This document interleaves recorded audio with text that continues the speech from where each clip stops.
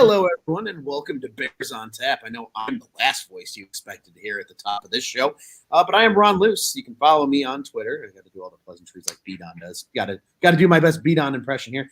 You can follow me at Luce on Tap on Twitter, and I am joined by the one, the only Joey Rigotta, and you can find him at the Riot 326 on Twitter. We are just a duo tonight, no trio. B-Don is knee deep, maybe waist deep, maybe even chest deep. I don't know how deep he is, but he's deep in a paper for school. So he asked us to run without him tonight, and we'll talk about Sunday's show or the recap show and how it might be pretty unique this week, but we'll get to that later. But before we get started, again, I'm Ron Luce, Joey Ricotta joining me here. Joey, I know you and I are in a good mood for something not Bears related. We are both diehard Cubs fans, as you can see by your hat for those that are watching this either on replay or live. But how are you doing in terms of the world of the Chicago Bears? Oh, I wasn't expecting you to throw the Bears in there. I thought we were just gonna keep it Chicago, but yeah, well, I mean, we can share how you feel. It's okay. Let the people know. Yeah, no, I'm doing good. I mean, I'm doing great right now in the world of Chicago sports overall, just because the Cubs somewhat give us some sort of sanity tonight with the signing of Marcus Stroman. Sorry if you're a Sox fan listening to this and you don't like the Cubs. And yes, sir, Marcus Stroman is a Chicago Cub. Just like Cody says in our comments, and our boy Alap in the comments as well. Noting this is Bears on Tap After Dark. We are recording this at a very bright and early 12:04 in the morning, Chicago local time on, I guess now is technically Thursday. So that's all fine and dandy. But we're in a lockout, Ron. We're in a lockout. We are. In baseball, we're in a lockout, but the Cubs did some shit. And you can listen to that if you're Cubs fans at home. You can go check us out over at Cubs on Tap. Our friend Cody jumping in the comments, one of the co-hosts, and Joey and myself appear very regularly on Cubs on Tap as well. So be sure to venture over there with us here in the next couple of days. There's going to be some good stuff coming out.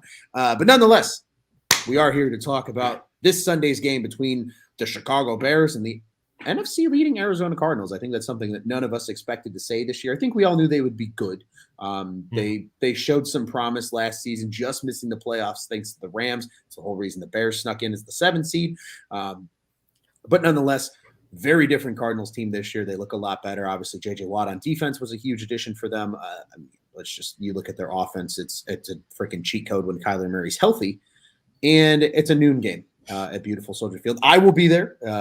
Kind of part of the reason Sunday's show will be a little different. And like I said, we'll talk about that here a little bit. But Joey, I think something worth noting here, because we from afar have watched the Cardinals so far this season, kind of just, cruise, even without Kyler Murray. They've just cruised. Colt McCoy looks like himself from when he played at Texas, and Cliff Kingsbury's a genius, and apparently he's going to Oklahoma now that all the college football nonsense is happening. But how much of a difference, at least in your eyes, does Kyler Murray make being on the field? Because right now they're hopeful. That is the exact quote from Cliff Kingsbury, I believe today, either today or yesterday. They are hopeful that Kyler Murray plays this Sunday against the Bears. And I'll tell you what, I'm not going to lie to you, buddy. I'm a little nervous as a Bears fan. Yeah, that's not what you want to hear.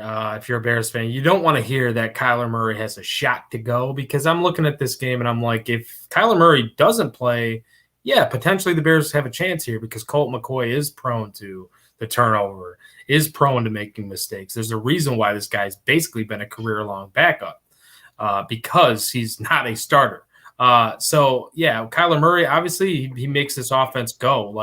I was looking at their numbers and, rushing the ball, they do have some capable running backs with James Conner and even Chase Edmonds, but they are not really they don't run the ball particularly well. They're towards the bottom of the league in rushing yards per carry, and also the last 3 games I think they're bottom 5 in rushing yards per carry and 3.5 yards per carry. So and obviously it's affected by Kyler Murray not playing or not being as fully healthy, because their yards per carry, he's a great rusher himself. He uses his legs a lot, and that's big, and that's hard for any defense to defend. But you look at it, and it also affects just your handoffs to running backs, because you don't have that extra threat. The run pass option, you can do the run pass option with Kyler, and he can also get outside and run for himself. So you got to kind of play it a little bit safe, and the running backs will be able to pick up more yards that way too, because they're playing a little bit more contained defense. I do think, though, if Kyler plays this game, which it looks like it's trending that direction, the Bears could be in big trouble here. Yeah, I fully agree and support everything you just had to say, because he's a cheat code, right? Like, that's just Kyler Murray. He's one of the most unique, I guess, kind of conundrums really at the quarterback position when you look around the league, because he's a whopping, they list him at 5'10". I think that's a load of horse shit. I think he's closer to 5'9" on a good day, which means he's shorter than I am, and I'm not exactly the tallest human being in the world. But like, the guy just runs around, and here's the thing, right? Like, I think people thought when he was coming out of college that he was like just going to be a runner, right? Like, they thought like Lamar Jackson, which was crazy to me, because like you right. see the arm talent. Like, I mean, he was a baseball player. Like, yeah, no, exactly. He was a top 10 pick in the MLB draft baseball talent. Like, he was like 9th, if I remember correctly. I think the exact pick, he was 9th overall when he was drafted by the Oakland A's. Like, he was literally taken as a first round talent, because like, I think the A's were low key hoping that he would say screw the NFL and go play baseball.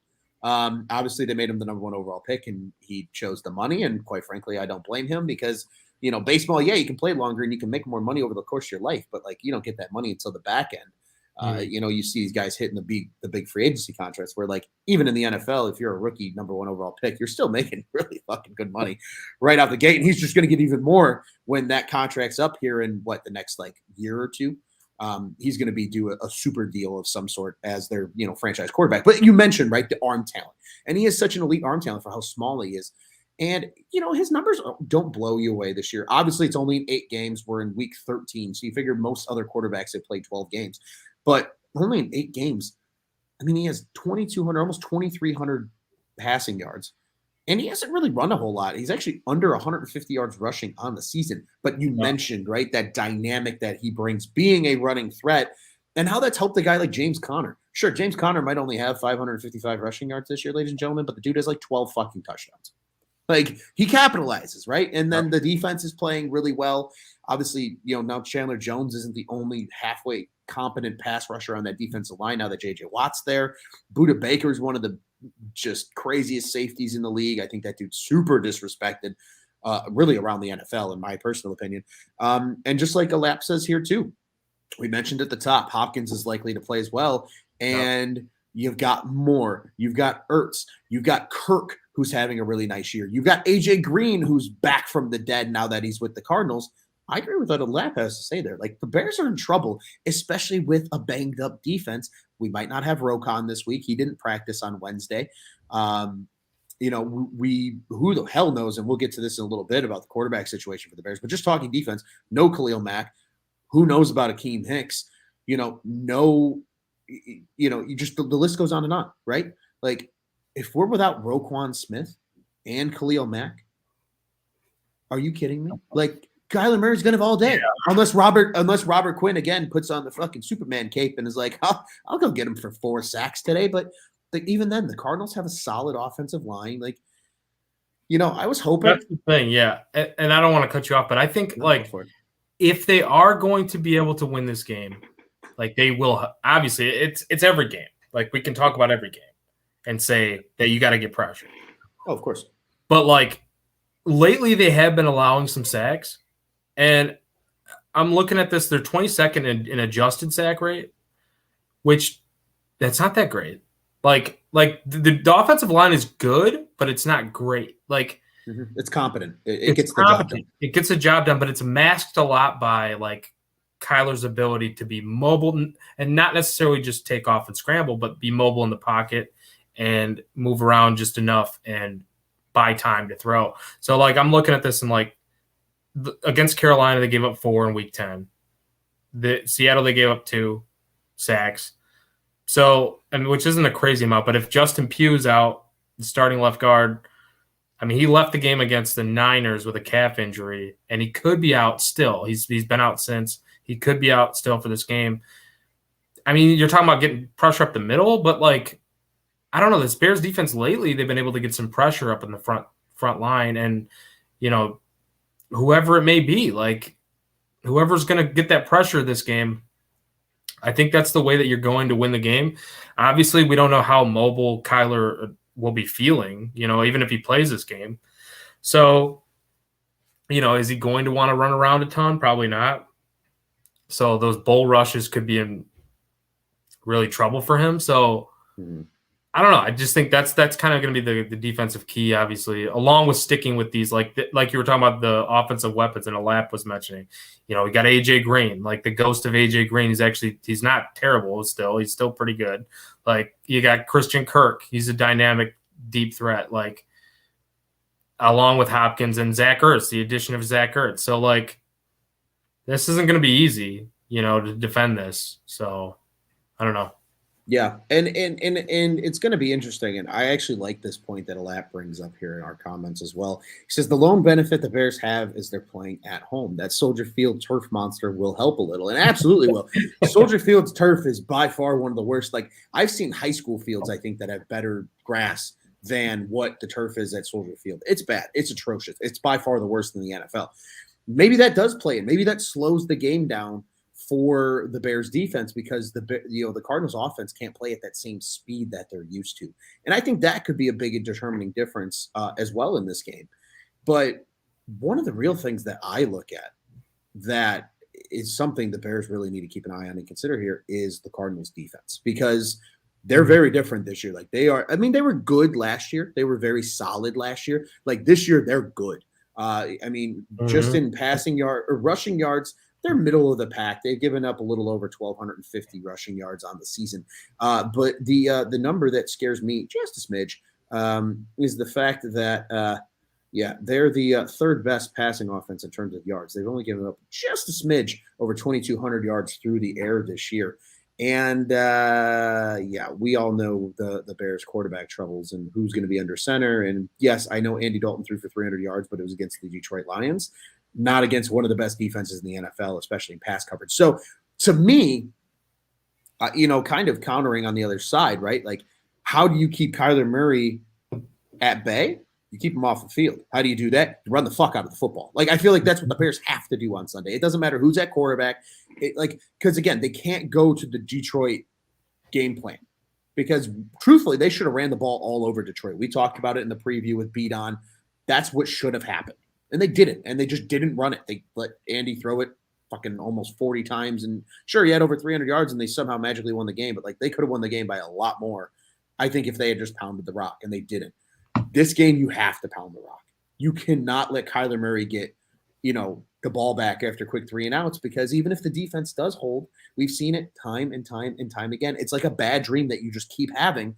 This defense breaks down and they get tired and then they give up points late in the game. So to me, I know we've talked so much about the Cardinals offense, and obviously that's something we have to keep in mind. And we haven't even discussed what the Bears offense is going to look like yet. And we'll chat about that here in a little bit. But I really look at the matchup with the Cardinals defense, because if you can win the time of possession battle, to me, against the Cardinals, you have a better chance of keeping Kyler Murray off the field and potentially winning the game on some crazy magic. If Kyler looks rusty coming back in his first game in, almost 5 weeks now, those are all things that need to be considered here. And you know what? And here's a very good point too that Alap brings up. Maybe this is a reason that Andy Dalton playing wouldn't be the worst thing in the world this week. Is even if Fields does play, the Cardinals don't know how to defend a running quarterback. They have Kyler Murray every day in practice. And that's the same thing, right? Like with Baltimore.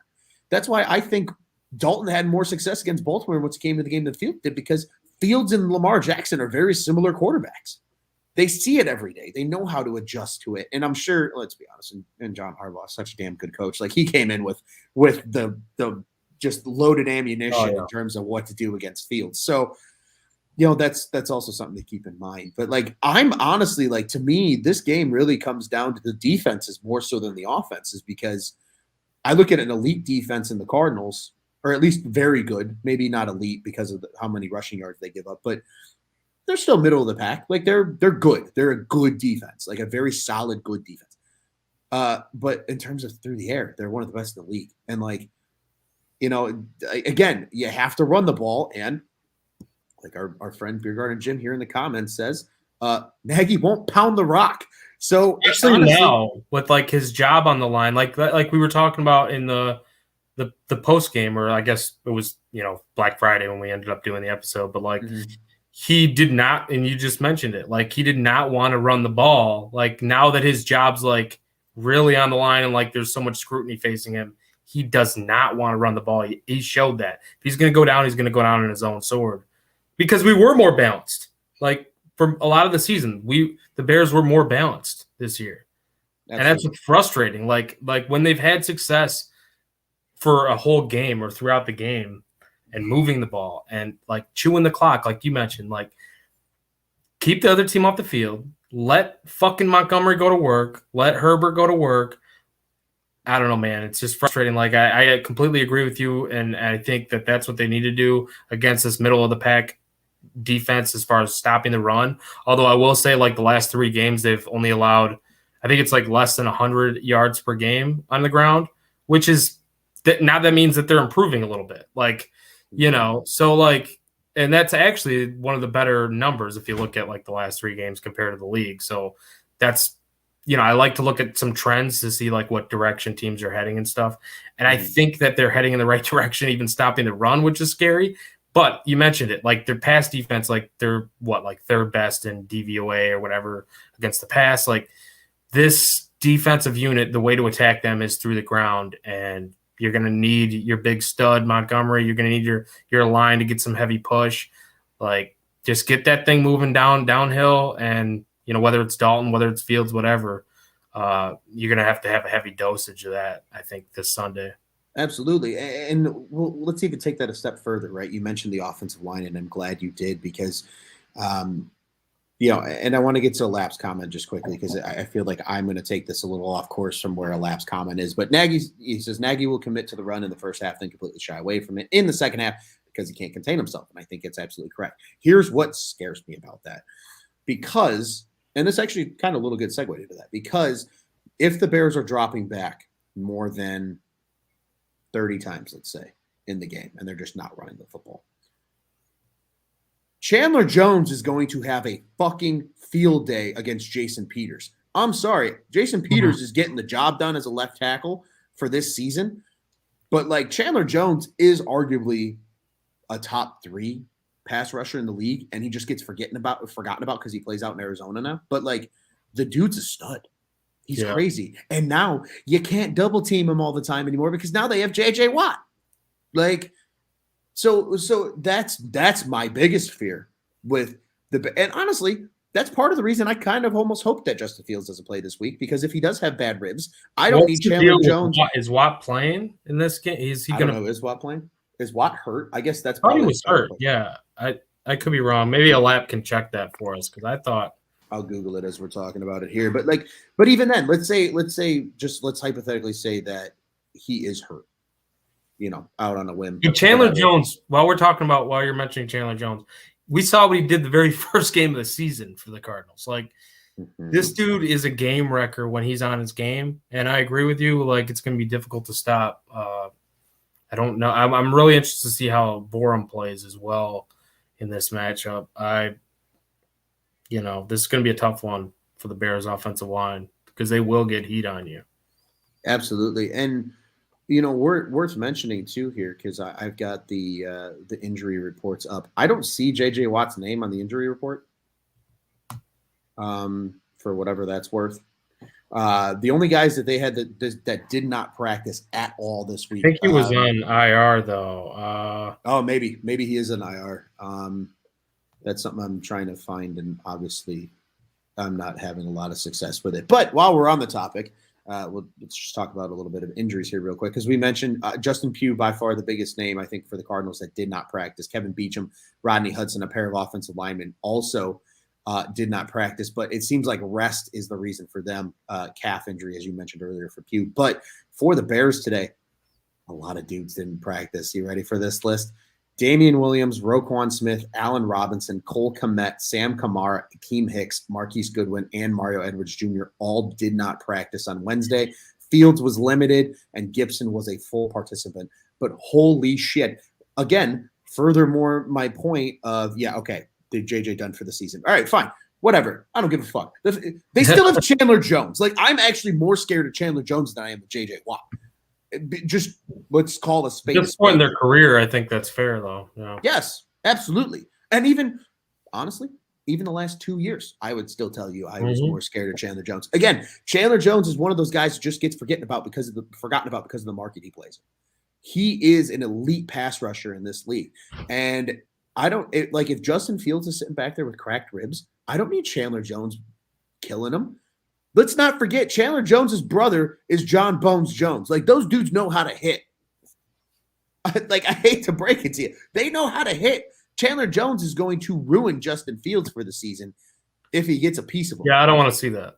Right. I don't want to see that either. So I'm almost content with the idea of Andy Dalton being the starting quarterback this week, because then at least, you roll into what? The Bears have the Packers then in week 14, I think. At least I'm a little less scared of the Packers defense killing Justin Fields than I am of the Cardinals. And at least you give Fields another week to rest.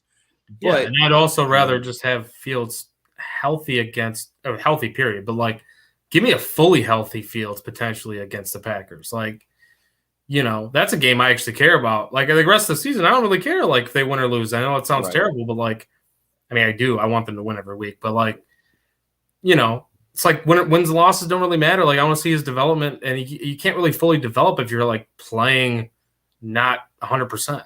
How are you going to fully develop? You can't mentally, maybe, yeah, but even if you can make the right decisions, you're making the right decisions. If you can't play to your full capabilities, you're hampered by anything, right, and you're potentially going to get crushed. I don't want to see that. I want to see a full healthy dude out there and not going to be limited at all. I feel that. And honestly, I think that's something that needs to be considered. And I think that's a good transition, good segue, right? Because we wanted to talk a little bit about the quarterbacks. We've already noted Roquan Smith didn't practice. Obviously, that's something we're absolutely keeping an eye on. Big having Eddie Jackson back. I think that at least helps them defensively in the secondary.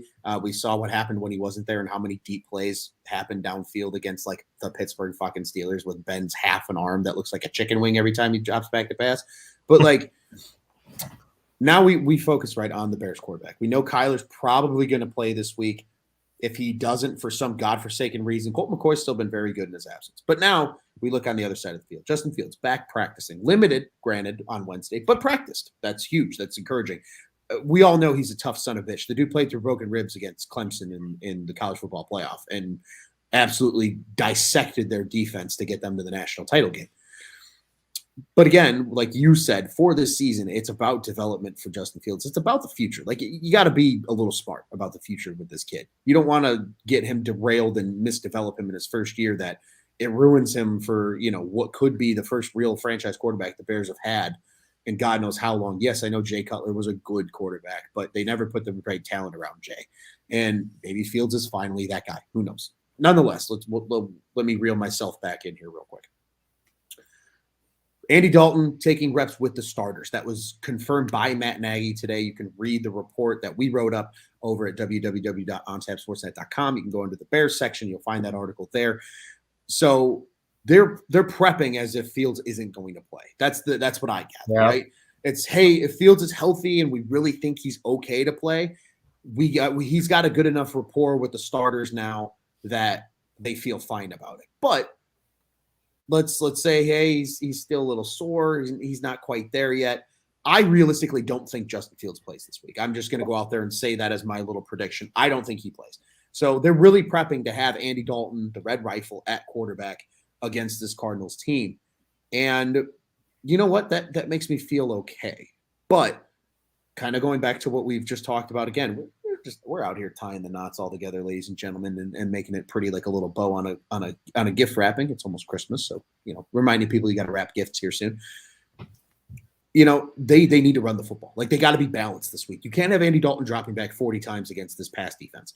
There's no way in hell that the Bears are going to do anything worth talking about if that's the case. But if Dalton's handing the ball off to guys like you mentioned, Herbert and Montgomery, and you know what? If he drops back 25 to 30 times, I can live with that as long as the Bears are moving the football because they stick to the run.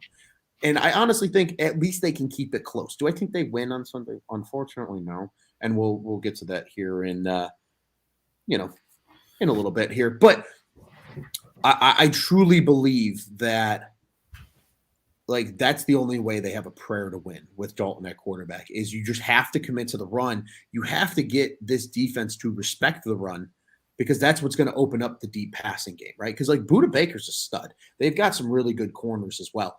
Like, in order for guys like Darnell Mooney to shine, like, I'm sorry, was reading in a lap comment for the weird stutter and stop there for a second. But, like, in order for guys like Mooney to thrive this week, and I would love to see Rodney Adams. Why the hell is he not off the practice squad? But I digress. Like, they need to run the football if Darnell Mooney has any prayer of having a decent game against this Cardinals defense. And a fun fact here from a lap while we're on the topic of this game.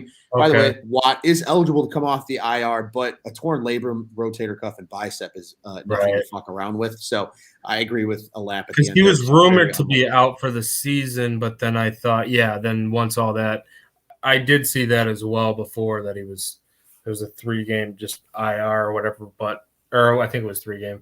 But anyways, that makes a lot of sense. Either way, like, the Bears are going to have a tough time. And like you were saying, got to pound the rock. Like, the short passing game, we know that's Nagy's little specialty there, though. So, I mean, like, whether we love it or not, like, it's horrible. Like, the short passing game that he puts out there is just absolutely. You mean the drag route across the middle on 3rd and 4 that's good for 3 yards and not a first down? Yeah, all those little curl routes, those stupid fucking curl routes back to back, like. Dude, like, just you mentioning that right now made my back hurt. Like, that's just the amount of stress that puts on me. Thinking about Matt Nagy's like, you're going to be watching it live and in person. Yeah, but I'm also going to be cracking them with the fucking best of them on Sunday morning. For those of you that don't know, like I mentioned early in the show, I will be at the Bears game on Sunday. I'm going with buddies of mine.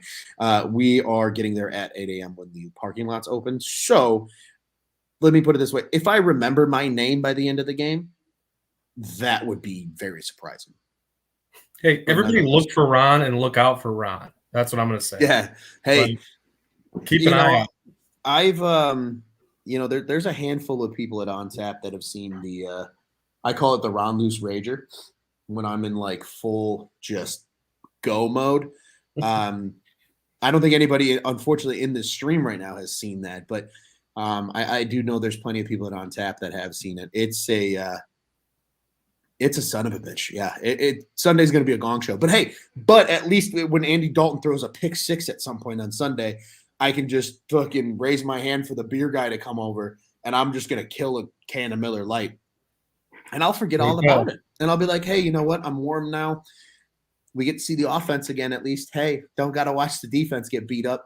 It's going to be bad, man. But, I feel like we're talking in circles. I feel like this is a very easy game to preview, right? Because, like, there's no like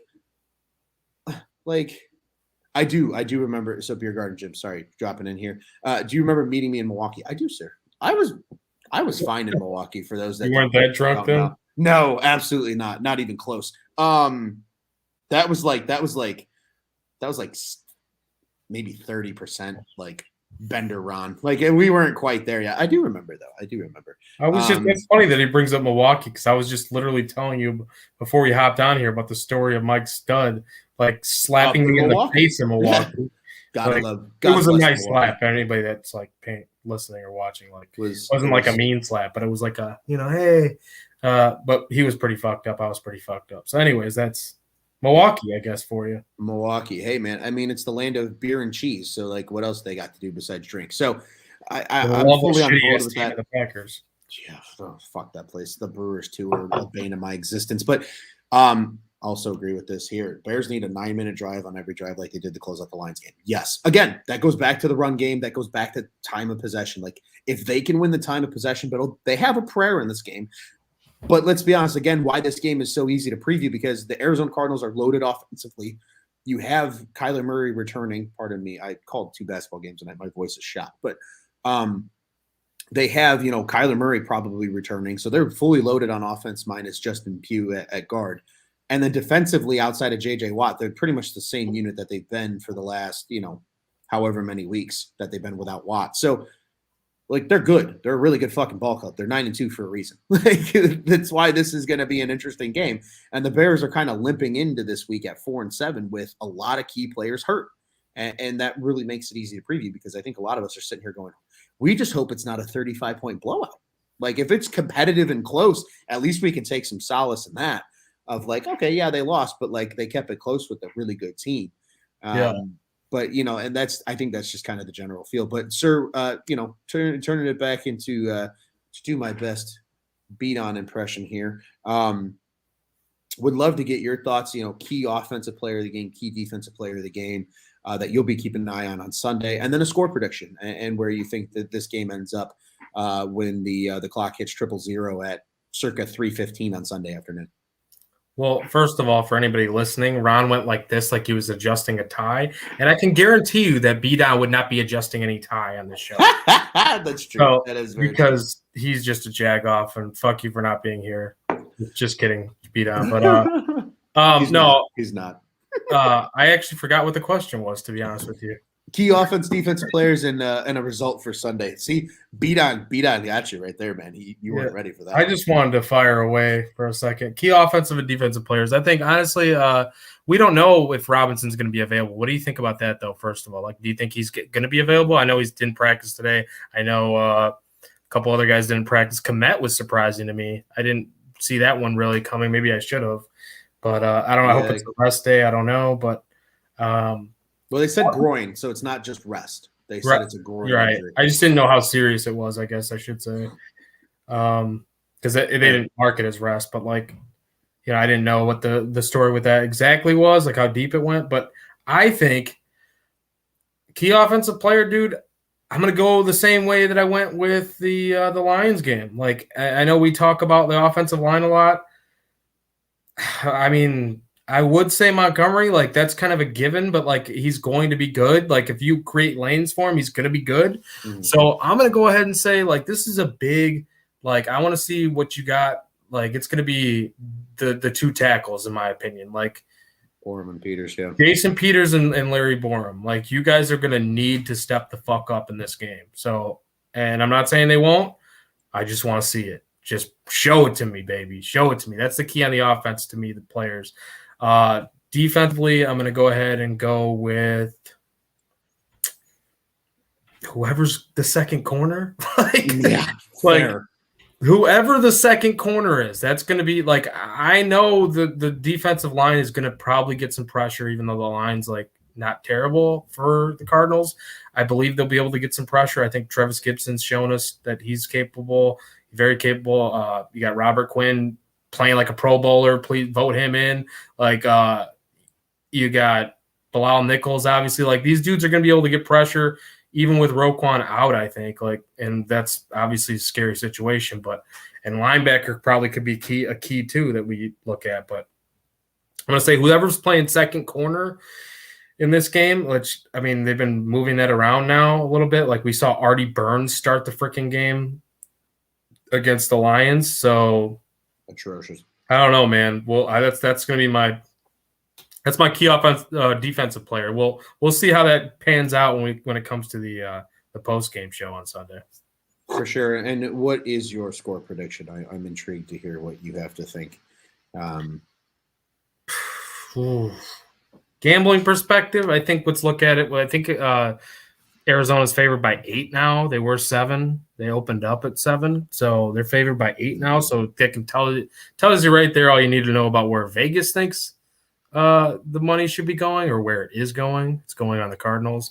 Tons of teasers are going. Like people are putting teasers in. I don't know for anybody listening that doesn't know what a teaser is. It's basically where you drop down like 6 points or go up, like you tease it 6 points through, and then you pair it with another game or another team that you like. So like people are taking the Cardinals basically -2, and then they're teasing that with like the Vikings and whatever their line is, teasing that 6 points. So this is like one of the most popular teasers of the week. Everybody's on the fucking Cardinals.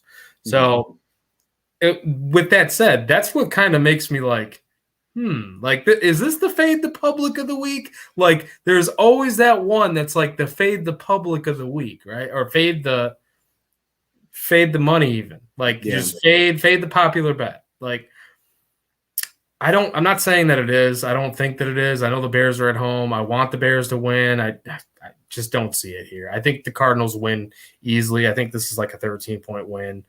The total's at 45. I think the Cardinals put up 27 here. The Bears put up 14. 27-14, I think I'm going to go ahead and go with the Arizona Cardinals. What do you think, Ron? Yeah, I mean, it's going to be certainly interesting. I want to pop into Lap's key offensive player here because I think this is incredibly important. Sam Mustipher, stop getting your lunch money taken away from you. Yes. I agree. He's really struggled this year. He's had a hard year at the center position. And quite honestly, when your center struggles, again, I'm going to put on my old shoulder pads here and talk offensive line for a second. When your center struggles, that affects the rest of your offensive line. If the center's out of rhythm, it doesn't matter how good the rest of your offensive line is, you're fucked. As long as the center is just good enough. They don't need to be your best offensive lineman. They just need to be competent enough. And I really think we're seeing Mustipher get taken advantage of by a lot of defenses this year. So I'm glad that Alap said that because I think he is a very key player. And it ties in perfectly with what you said, right? With the offensive line. I know you singled out more so the tackles, but the offensive line in general. My key player offensively, I think, for this week is whoever the number 2 receiver is. And the reason I say that is because they're going to keep an eye on Mooney. Robinson might not be there. Goodwin's probably not going to be there either. So 2 of your top 3 receivers are likely out this week against the Cardinals. Jameer Byrd was a guy that Nagy specifically called out that he was impressed with for the limited amount of work he gets in practice to step up.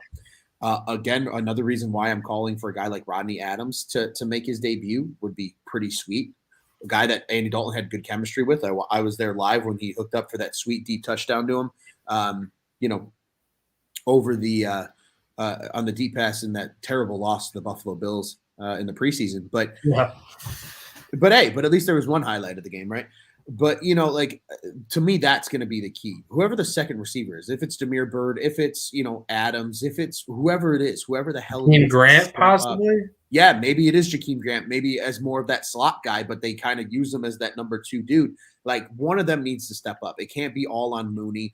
And if Kmet ends up missing the game for some reason, it can't all be on Jimmy Graham and Jesse James either. So, they need whoever that second receiver is to step up. And to me, that's important because if they're going to be able to run the ball respectively and force the Cardinals to respect the run, that guy's going to need to be able to beat whoever their number 2 corner is and get some really meaningful yards in hopefully a touchdown. That would be nice too. Alap jumps in with his key defensive player here too. We'll go ahead and alternate this here. Key defensive player says any DB not named Jalen Johnson, who's going to step up and earn their bag. And I agree. I think that kind of ties in really well with what you said, right? That second corner, who's going to step up and take that away. For me, this week, my key defensive player is Bilal Nichols. I really think this is a week the Bears need Bilal Nichols to ball out. Are you going to show up and show out like you did in the last 2 seasons? I feel like Bilal Nichols has kind of gone under the radar this year. Yeah. He's been a little bit underwhelming. Yeah. Right. And he's had good games, but he hasn't been great. He has 16 solo tackles this year. He's played in all 11 games. He has 2 sacks on the season. His last one coming against the Pittsburgh Steelers in that Monday night loss.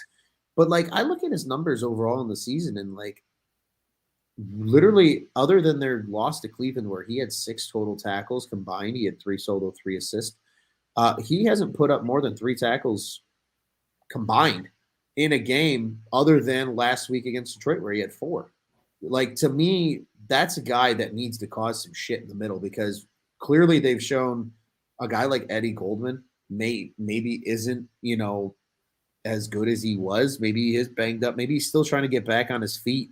After taking a year off, you need a guy like Bilal Nichols to step up because it can't be entirely on Robert Quinn and Travis Gibson, off the edge to get pressure. If they can get pressure up the middle, it's just like everything else, right? As an offensive lineman, if you see blitz, you're taught to take the inside man. Why? Because inside is the quickest path to the quarterback. You know who can cause the most shit and get to Kyler Murray and disrupt the pocket the most? A guy like Bilal Nichols in the middle. So to me, he is the key this week, especially if they're without Roquan Smith. And obviously they're going to be without Khalil Mack. Otherwise, that secondary is going to get torn apart to a lapse point because outside of Jalen Johnson, they're just going to get eaten alive by Kyler Murray being able to sling dimes around the yard when he's not seeing pressure in his face. Also interesting to note here too, and I actually like this point by Alap. He says, I'd like to see them activate Jesper Horsted. Dude can line up a tight end or even slot if needed. Absolutely. And a big body. He's a weapon. He's a matchup problem. And that's a guy, again, when you're getting deep into the roster at this time of the year because of injury, like, you got to give those guys the opportunity to show up and ball out. Because if they do, then great. You found a gem in the rough that you have as one of your depth players that you can activate, and he can be good. And I think that's a guy you need to keep an eye on too. I've always liked Horsted. I think anytime he's gotten an opportunity to play and to catch passes, like he gets thrown the ball, dude makes a play. Like I don't know. I've never really seen him make a bad play on the ball. He was a wide receiver in college, technically. He was just a massive wide receiver, granted, but was a wide receiver in college. I agree. I've liked him a lot too. And again, it's just like you got to give guys a chance to step up. We mentioned, Alap's key offensive player, Sam Mustipher. Mustipher got an opportunity last year because of all the injuries on the offensive line to step up, and he played well enough to earn himself a starting job coming into this year. Jesper Horsted's that type of guy, in my opinion, that can step up enough to where, like, maybe going into next season, instead of your two-headed monster at tight end being either Jimmy Graham and Cole Kmet or like Jesse James and Cole Kmet, it could be Jesper Horsted and Cole Kmet. Like, I think he has that real potential to be a good number 2 receiving tight end in this league that has some blocking ability. So those are my offense, defense key players. My prediction for this week, I think it's going to be weirdly closer than people expect. I think Kyler's going to be a little rusty. Not a ton. I think he's still going to play well enough to win, but I think he's going to be a little rusty. I can see it. And I think the game might be a little higher scoring than people expect, especially again. No, actually, I take that back. I'm going to go against that because I'm going to say that, and then it's going to spit in my face. I think it's going to be a very low scoring game. Let's say this is a Bears game we're talking about here. I think the Cardinals still pull out the win, but I think it's going to be closer than Vegas suggests as well. I think it's going to be 2013 Cardinals. I think it's going to be a very, very low scoring game. I can't imagine it being that high scoring. I know the weather's supposed to be okay. I know there's a chance of some rain on Sunday, or at least there was. And I'll quickly look this up in a hot half a second while we're here on the microphone. Now there's a 70% chance of rain on Sunday. So shitty, that field gets shitty when it gets wet. So I'm fully expecting a low scoring game if the weather has any implications on that. Rain in December never bodes well at Soldier Field. So I think Kyler Murray gets held off the scoreboard quite a bit. I think the Bears find a way to keep it interesting just because it's so low scoring, but I can't see the Cardinals not taking this one. So that's me, 20-13, and a lap score prediction. Cardinals, too much for Nagy's offense. Bears, probably not enough. I agree with a lap on that one. So that'll certainly be something that we as a whole. A lap. That's okay. That's a good enough score in my opinion, because he's just ultimately saying the Cardinals are going to win, and I agree with him. Wholeheartedly there. But Joey, I mean, a good time in a lap. I know you're still here in the comments, buddy. I see you watching. Feel free to drop a last thought of your own as well, and we'll read it here. On the show. Joey, what are your final thoughts as we look ahead? Oh, and a lap chime back in. 26-10 is his score prediction. All right. With the Cardinals taking the win. So, Joey, I will turn it over to you, sir. Any final thoughts ahead of Bears Cardinals on Sunday, December 5th at Soldier Field here in Chicago? Well, before we get to that, because I know that's why you tossed it to me, but we do have to mention that the Bears made a signing today in D Virgin, and that sounds like such a pun. Yeah, I'm just gonna, just a quick joke because he didn't comment this, but he told me this. He said the Bears signed a virgin because the Bears don't fuck. So anyway, yeah, that's exactly. And I think I said something similar, but I was talking about the idiots on Bears Twitter. That's funny as fuck, dude. Oh so earlier I was like, basically, yeah, this dude's D virgin. But anyways. I'm not going to say who specific names, but anyways, no, I think final thoughts, and thank you for that. I would say fuck Matt Nagy, throw the ball down the field once in a while, but I mean, just don't throw it 40 fucking times with Andy Dalton. Like, please, dear God, let's mix in some runs, and let's let David Montgomery go to work and use him as a receiver out of the backfield. Please, dear God, especially if you don't have Cole Kmet. Like, this dude's such a capable running back out of the backfield to catch passes. I don't understand for the life of me why all these other teams, and you see it all the time, like this is a new age, basically NFL, these teams that are successful offensively and the teams that you look at, I mean, not all of them, but a lot of them utilize their running backs out of the backfield in the passing game. Like we were talking about before the show, we talked about Christian McCaffrey out of the backfield. The season that he had, like not this year, but I mean, he's been dealing with injuries. Montgomery's capable as a receiver, and we know that, but like it's not used that way. So if you're going to use these little short dink and dunk passes, why are you doing the stupid drags? Why are you doing the stupid curl routes all the time? Like, use Montgomery, little screens here and there. Let the defense come to you, dump it over the top of them. Boom, create some alleyways, get the blockers out there blocking. It's beautiful when it works. Like, it is absolutely a thing of beauty when it works and when you do it, but you don't do it enough. So that's what I want to see. Those are my final thoughts, man. I think the Bears can win this game. It's not like it's unwinnable. I just don't see them winning. So fair. Yeah, I'm gonna build off that last thought that you had as a part of your final thoughts.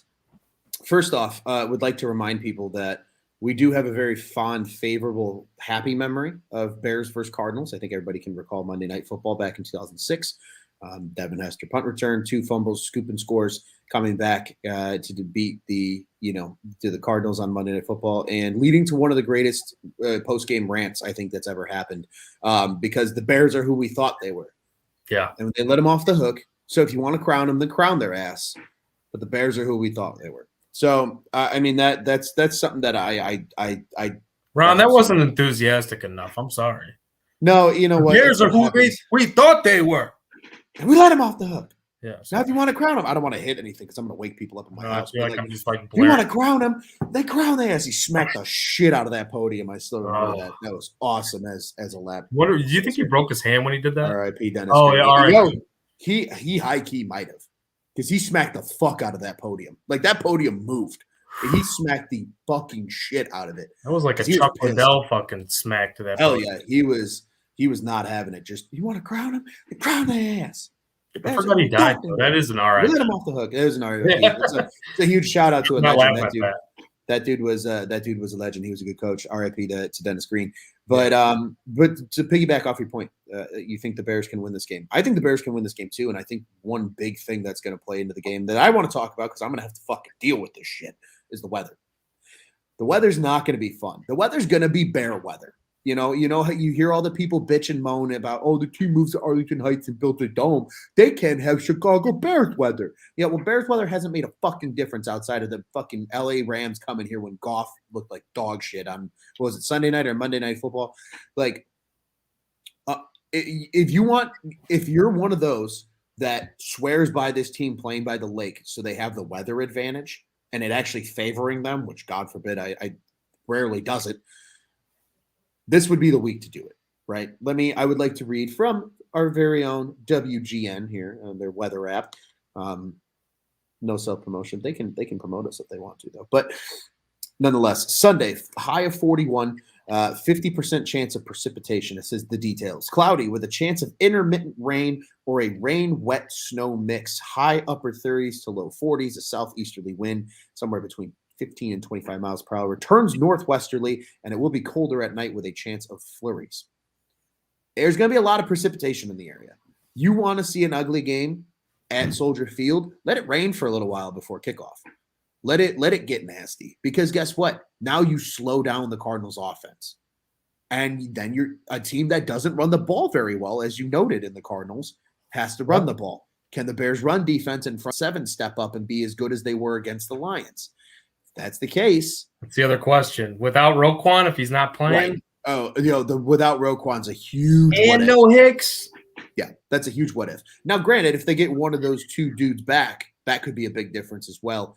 But like, holy shit, man! Like, the weather's going to play in the favor of a beat up Bears team, because you slow down a high offensive passing attack who's not used to playing in bad weather. Let's be honest, they're not. Like, Bad weather plus the turf monster that we discussed. Right. At least the bad weather in Seattle, like that turf is built to withstand the rain. The turf in Chicago is not. Like you said, the turf monster will be very alive and very well on Sunday. Like, can they contain Kyler just enough? And maybe is he a little rusty? We're like, hey, maybe, just fucking maybe, like Jalen Johnson gets a pick 6, and that could be the turning tide in this game.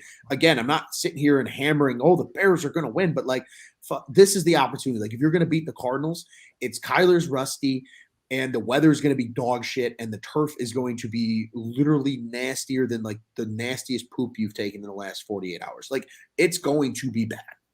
And another good point here that Alat brings up that absolutely deals with the turf monster. Key to the game is field position, especially if the weather's bad. 100%. Pat O'Donnell better pin those Redbirds deep in their own territory. No short fields. And he also follows that up by saying, "We all go have a monster truck rally at Soldier Field on Saturday night. Advantage Bears."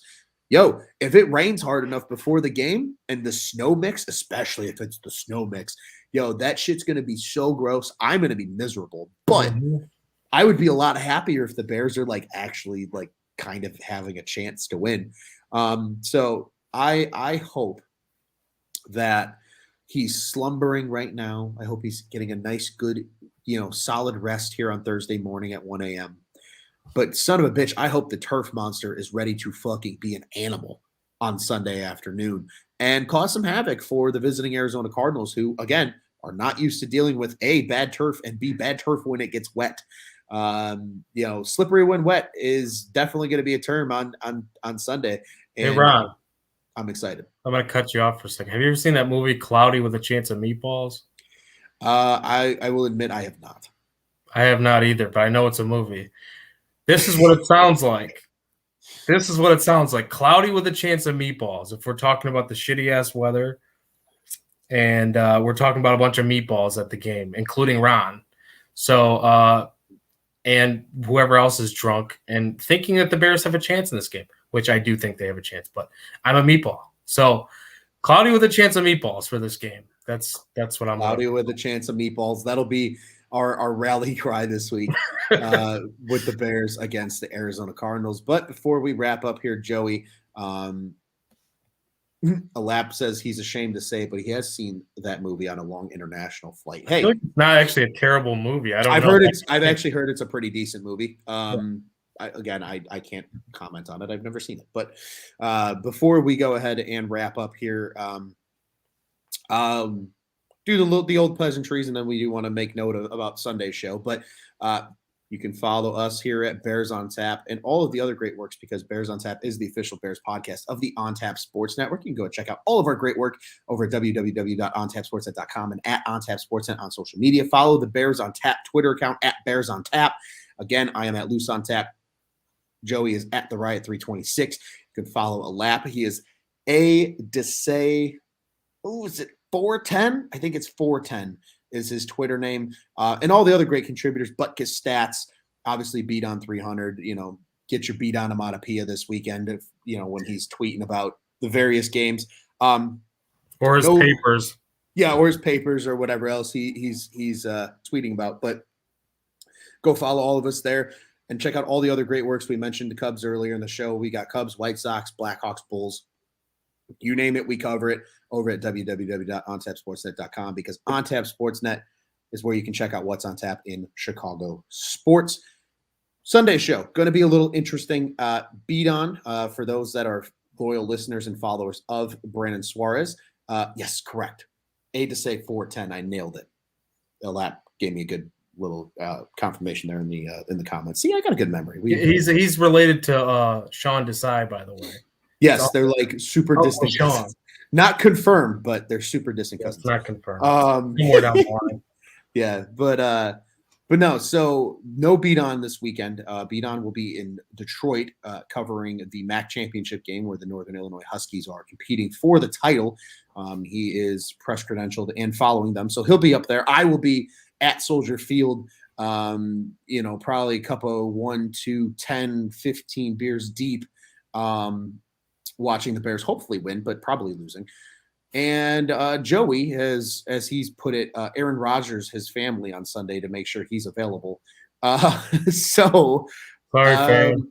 we hopefully, yeah, he said Uncle Sean, no invite this to Thanksgiving this year. He's disappointed the Desays. Hey, that's fair. The defense has been interesting at times, but it could be a very different panel on Sunday. Not confirmed yet. I don't want to promise anybody anything because life happens, things pop up. But the hope and desire for this Bears on Tap will be some of your favorite contributors. If you've read the articles that our podcast Twitter account tweets out, a lap is hopefully going to be able to join on Sunday, as well as Quentin, which is Butkus Stats. Hopefully they will be joining Joey on the post-game recap on Sunday. If you've followed On Tap Bets, Joey and Quentin did the most recent episode. So they have been on the mic together already. And Alap even said it in the comments. He's a maybe. It depends on some family things, but that's the hopeful crew. If things go crazy and go haywire and life happens, and we can't come to you on Sunday, or if it's just Joey rolling for a short show on Sunday, we'll try to get the whole crew back together then on Monday and get a full length recap show then out with myself and the one crazy Brandon Suarez on the microphone and talking about Sunday's game. So that's a little kind of preview of what the panel will look like as we recap this one. But Bears Cardinals, it's going to be a good one on Sunday. It's a noon game as well. So be sure to have your Bloody Marys ready if you're into those like I am. If not, just have your beers ready. Hashtag crack them with all of us here at On Tap Sportsnet and at Bears on Tap, and be ready for a big winner against hopefully the Arizona Cardinals, but we shall see. And just remember, I'm gonna actually use this to close out the show. Thank you, Alap. Just remember this, Bears fans, we are 1 week closer to firing Matt Nagy. True. On that note, what do you say, Joey? Bear down. The Cubs have Marcus Stroman. Bear down. That's true, they do. Bear down.